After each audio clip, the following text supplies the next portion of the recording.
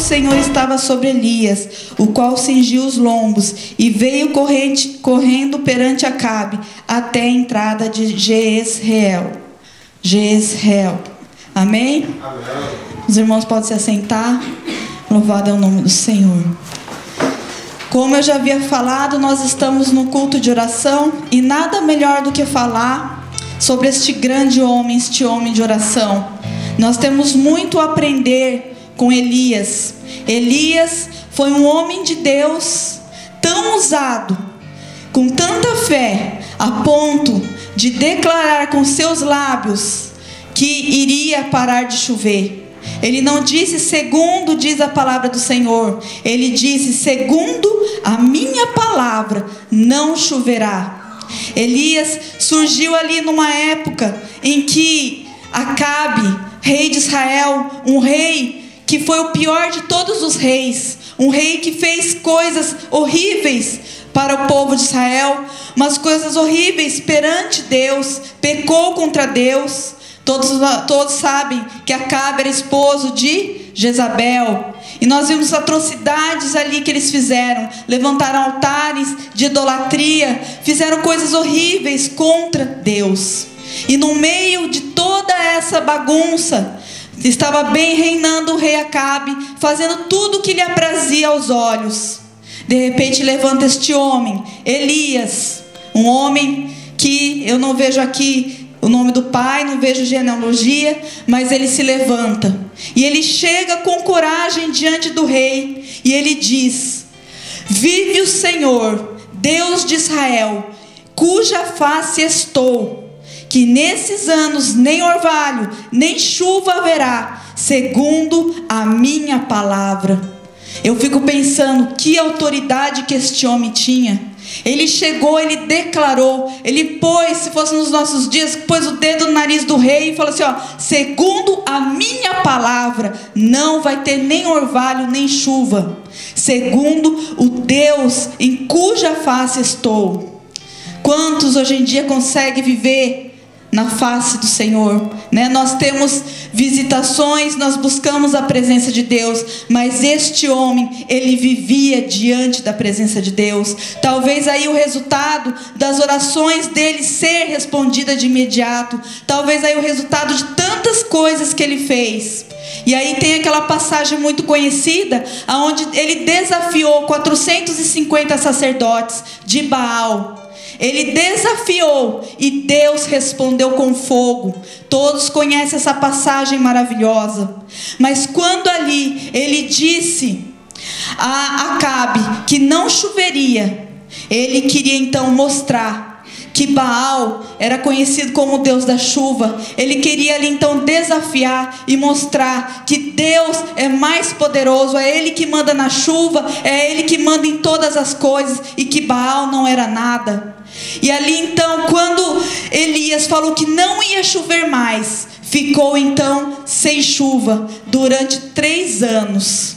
3 anos aquela terra não viu chuva. Então Acabe, que até então estava contente, fazendo todas as suas coisas contra o Deus de Israel, adorando a Baal, percebeu então que o Deus Todo-Poderoso havia parado com a chuva, e eles estavam enfrentando uma grande seca. E todos sabem que onde não há chuva, não há alimento. A nação já estava começando a passar por situações bem difíceis, situações onde o povo estava passando necessidade, passando fome. E aí então Acabe começou a perceber que havia acontecido algo, que aquele homem, Elias, realmente estava com a palavra do Senhor. E Acabe passou a buscar Elias, mas não achava Elias em lugar nenhum. Aí até então que Elias chegou diante de Acabe, e ele disse: és tu o perturbador de Israel? Por quê? Porque quando Deus usa um homem que é usado por Deus, ele vem para perturbar. Um homem que abre o coração para Deus e deixa Deus usar, ele perturba, ele tira aqueles que estão no pecado, aqueles que estão escondidos no seu bem deleite, e demonstra e confronta, e é um perturbador. Assim Acabe disse que Elias era um perturbador, mas Elias falou assim: não sou eu o perturbador é você que pecou contra o nosso Deus. Por isso que nós estamos passando por essa seca, por isso que está acontecendo essa seca, é castigo, porque você pecou contra Deus, né? E nós vemos toda aquela passagem, e passando 3 anos, Elias então fala para Acabe, para mostrar que Deus tem o controle sobre todas as coisas. Fala para Acabe subir, porque viria uma chuva. Mas veja aqui no versículo 41. E disse Elias a Acabe: sobe, come e bebe, porque é ruído de uma abundante chuva. Mas não havia chuva ainda. Aquele homem falou pela fé, falou para Acabe se preparar, porque havia grande chuva. Então, enquanto Acabe subiu para comer e beber, para onde Elias foi? Elias foi para o cume do Carmelo, foi lá orar. Aqui está o segredo daqueles e que tem a vitória do Senhor. O segredo é, conforme foi cantado neste último hino, é estar no jardim do Senhor, é estar na oração, é estar ali no quarto, trancado com o Senhor. Elias não ficou no meio do povo. Elias foi para longe, foi para o cume do monte e foi orar. Nós precisamos ter a nossa comunhão com Deus, precisamos ter tempo com Deus. É isso que vai determinar as nossas vidas. Você quer conhecer uma pessoa que é espiritual? Ela não é espiritual porque ela fala em línguas estranhas, ela não é espiritual porque Deus usa ela poderosamente. Você vai saber se uma pessoa é espiritual, se ela tem vida de oração. E eu não digo vida de oração aqui na igreja, vida de oração lá no quarto fechado, aonde ninguém vê. Elias fez grandes coisas diante das pessoas, mas quando ele precisava de uma resposta de Deus, ele foi e orou a Deus individualmente, orou ali, ele se retirou para orar. E este é o ensinamento do Senhor Jesus para as nossas vidas, porque ele diz assim: mas tu, quando orares, entra no teu quarto, fecha a tua porta e ora ao teu pai que está em secreto, e o teu pai que vê o secreto te recompensará publicamente.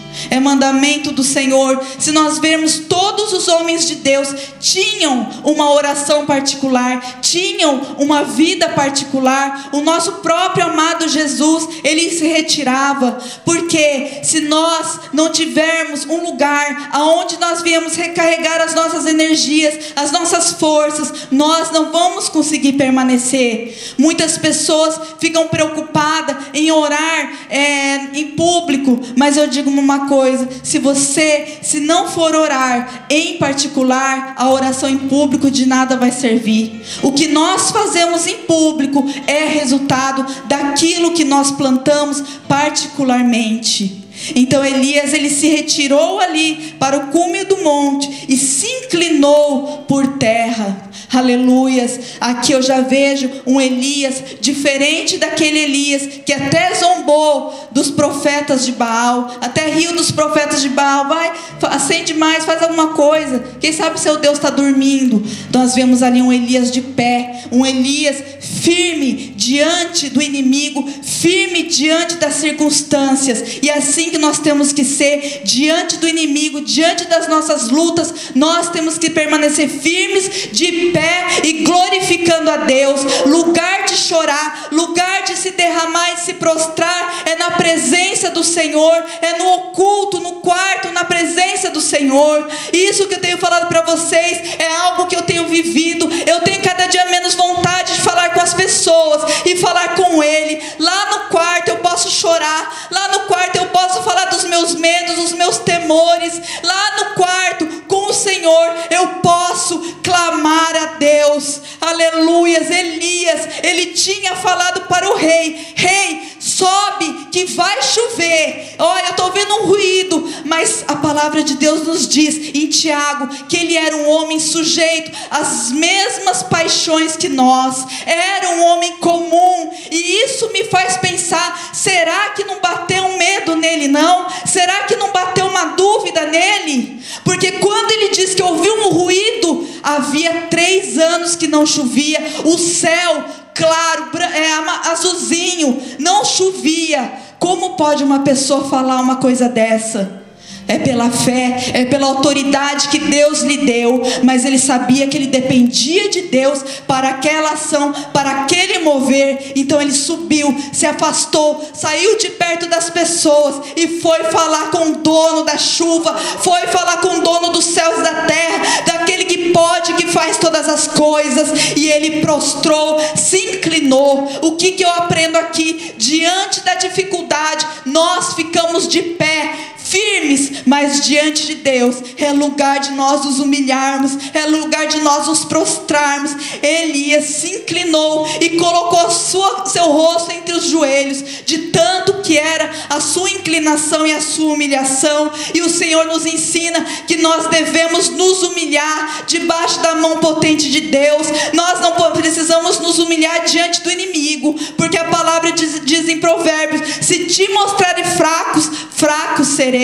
Diante do inimigo nós temos que nos mostrar fortes, valentes, pessoas de fé. Mas diante de Deus, quanto mais nós conhecemos o nosso Deus poderoso, mais nós sabemos que precisamos dele e que temos que nos prostrar e humilhar diante dele. E foi isso que Elias fez. Depois de orar, ele disse: vai ao seu moço, disse ao seu moço: sobe agora e olha. E subiu e olhou e não havia nada. Depois de orar, ele quis ver o resultado. Depois de ter orado, ele quis ver o resultado. Mas o interessante é que na vida deste homem de Deus, que há 3 anos atrás falou: segundo a minha palavra não vai chover, e não choveu, esse mesmo homem, ele não obteve uma resposta imediata. Olha o que aconteceu. O moço foi lá e ele voltou. O que ele disse? Não há nada. Não há nada. É esse ponto que eu quero chegar. Quando nós estamos orando a Deus, quantas vezes nós pensamos em desistir, porque na primeira investida nós olhamos e já queremos a resposta e não há nada. Aqui eu aprendo com Elias uma oração perseverante. Elias disse àquele moço, ao servo dele: torna lá 7 vezes. Então nessas 7 vezes ele continuou orando, ele continuou falando, ele continuou pedindo. Ele não desistiu daquilo que Deus havia falado na vida dele. Ele estava de acordo com a promessa de Deus. Nós vemos lá em 1 Reis 18 no versículo 1, está assim: e sucedeu depois de muitos dias, a palavra do Senhor veio a Elias no 3º ano: vai e mostra-te a Acabe, porque darei chuva sobre a terra. Aleluia. Ele estava sendo guiado pela promessa do Senhor, ainda que os olhos dele não via, ele tinha a promessa do Senhor. Por isso ele permaneceu orando, persistindo. E muitos nos nossos dias acaba falhando nessa parte. Nós buscamos, nós oramos, Deus até nos dá uma palavra, Deus nos promete. Nós estamos aqui nesta noite. Quantas promessas Deus tem feito para nós, quantas coisas Deus tem falado para nós, mas quando nós oramos e nada acontece, nós estamos aqui clamando pela salvação de almas e muitas vezes nós não vemos acontecer como Deus prometeu. E aí que muitos desistem, é aí que muitos param. Mas nós devemos ser como Elias. Ele permaneceu. E outra coisa, ele permaneceu não duvidando, ele permaneceu com o mesmo fervor, com o mesmo clamor, porque ele sabia que o Deus que falou com ele era o Deus poderoso, o Deus que não mente, o Deus que é fiel, porque ele tinha um propósito. Meu querido irmão, minha querida irmã, o Senhor tem falado muito ao meu coração. Se o que você tem pedido a Deus, se o que nós temos pedido a Deus tem propósito lá no céu, se é para engrandecer o nome do Senhor, creia que vai acontecer. Deus vai entrar com a providência, Deus vai mostrar, aleluia, porque se é para engrandecer o nome dele, a vitória é certa. E Elias aqui, tudo que ele fez não foi para se engrandecer, engrandecer, não foi para demonstrar que ele era o bambambam, mas ele queria que aquela nação voltasse a reconhecer que Deus é Deus e que Baal não serve para nada. Por isso que ele permaneceu fiel, clamando, buscando, perseverando. E depois, na 7ª vez, 7 vezes, irmãos, nós queremos desistir na primeira, nós queremos desistir na segunda. 7 vezes. 7 vezes para um homem que estava acostumado a ver milagres. 7 vezes para um homem que tinha feito grandes coisas para o Senhor. 7 vezes. Depois das 7 vezes, foi então que o moço foi lá e disse: eis que uma pequena nuvem, como a mão de um homem subindo do mar. Então ele disse: sobe e dize a Acabe: aparelha o teu carro e desce, para que a chuva não te não apanhe. Aquele homem foi lá, e sabe o que ele viu? Uma pequena nuvem no tamanho da mão de um homem. Quantos de nós queremos ver grandes coisas para acreditar no Senhor?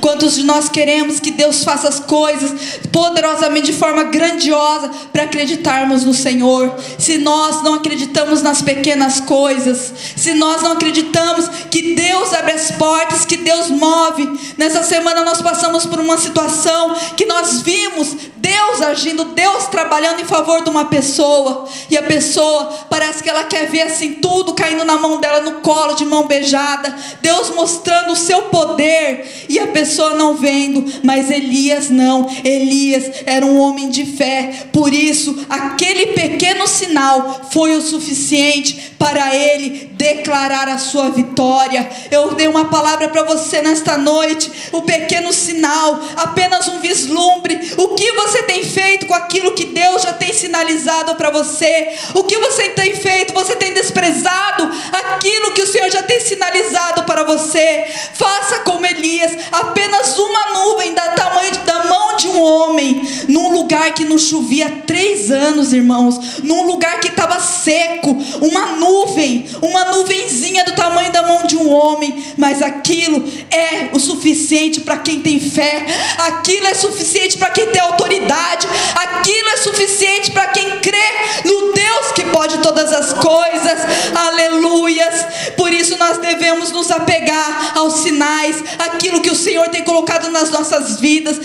Devemos agradecer a Deus as pequenas coisas, aquilo de pequeno, que parece simples, mas já é o início de uma grande obra nas nossas vidas. Aleluia, louvado é o nome do Senhor, glória a Deus.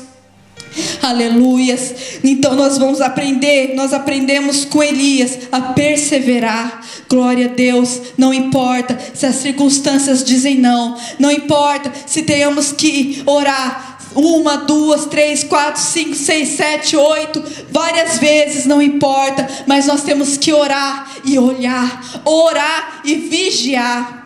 Devemos, Elias, ele orava e mandava o moço lá ver. Sabe o que é isso? Já é uma esperança. É orando sabendo que vai acontecer. Mas muitas vezes, muitas pessoas oram assim como: estou orando porque tem que orar. Não, nós temos que orar e já buscar com os nossos olhos da fé um vislumbre daquilo que Deus quer fazer nas nossas vidas. Aleluia. Eu quero terminar esta minha participação. Eu quero terminar com um testemunho que eu vi e eu achei muito maravilhoso, que fala acerca da oração.